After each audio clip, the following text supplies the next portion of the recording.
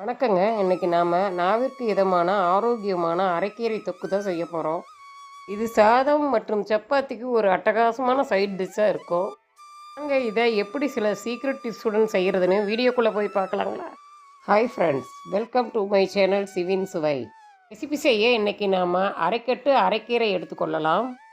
இரும்புச்சத்து, நார்ச்சத்து மற்றும் கண் பார்வை, நோய் எதிர்ப்பு சக்தி, எலும்புகளுக்கு தேவையான ஏ, சி மற்றும் கால்சியம் நிறைந்துள்ளது.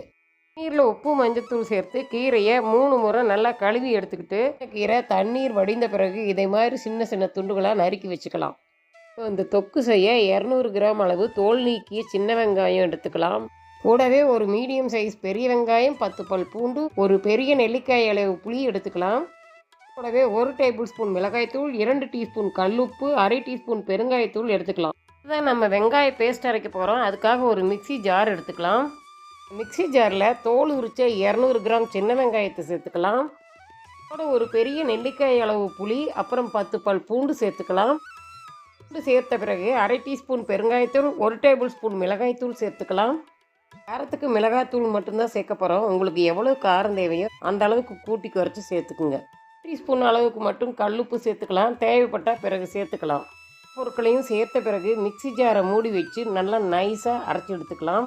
பாருங்க எவ்வளவு சூப்பராக அரைபட்டு வந்துள்ளது. இந்த அளவுக்கு நைஸாக அரைச்சி எடுத்துக்கலாம். நம்ம அடுப்பு பற்ற வச்சு ஒரு வானொலி வச்சுக்கலாம். வானொலி நல்லா சூடாகி வந்துருச்சு. இப்போ 3 டேபிள் ஸ்பூன் எண்ணெய் சேர்த்துக்கலாம். எண்ணெய் நல்லா சூடாகி வந்துருச்சு. 1 டீஸ்பூன் அளவு சீரகம் சேர்த்து நல்லா பொரிய விடலாம்.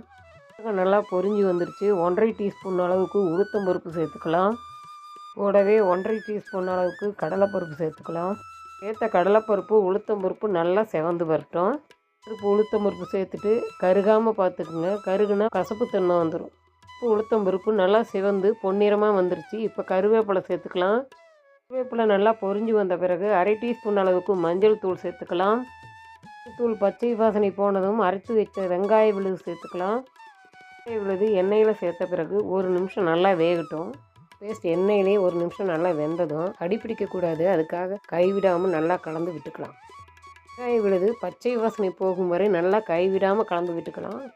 வெங்காய பேஸ்ட் எண்ணெய் பிரிந்து வரும் வரை நன்றாக வதக்கும் போது ரெசிபிக்கு நல்ல சுவை கிடைக்கும்.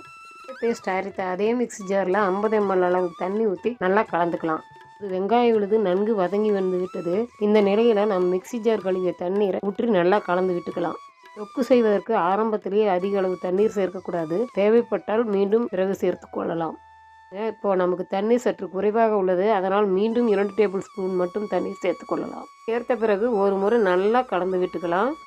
அடுப்பை மிதமான தீயில வச்சுக்கலாம். அப்போதுதான் கிரேவி அடிப்பிடித்து தீந்து போகாமல் பக்குவமாக தயாராகும். மசாலா நல்லா கொதிக்க தொடங்கிருச்சு. இந்த நிலையில் மூடி போட்டு மூடி 3 நிமிஷம் மிதமான தீயில வேக விடலாம். 3 நிமிஷம் ஆயிடுச்சு. மூடியை திறந்து பார்க்கலாம்.